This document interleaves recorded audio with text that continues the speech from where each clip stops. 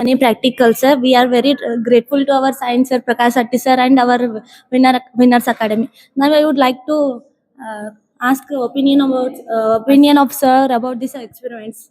Okay. So my opinion is, I have not done anything experiments here. The maximum experiments that are done by students only. Just I am supported for them. Each and every experiment was carried by the students. I am very happy for that. That students are performing the experiments. Thank you.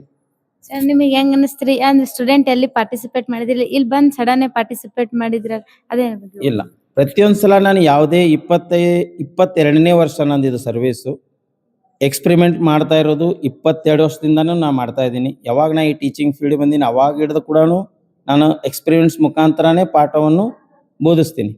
ಇನ್ನೊಂದು ಏನಪ್ಪ ಅಂತಂದ್ರೆ ಮಕ್ಕಳಿಂದ ಮಾಡಿಸೋದು ನಂಗೊಂದು ಸ್ವಲ್ಪ ತುಂಬ ಜಾಸ್ತಿ ಖುಷಿ. ಎಲ್ಲ ನಾವೇ ಮಾಡಿದ್ರಪ್ಪ ಅಂದ್ರೆ ಮುಂದೆ ಅವರೇ engineers, doctor ಆಗೋರು.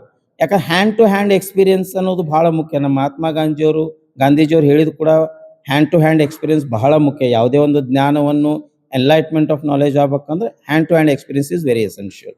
Thank you sir. Thank you.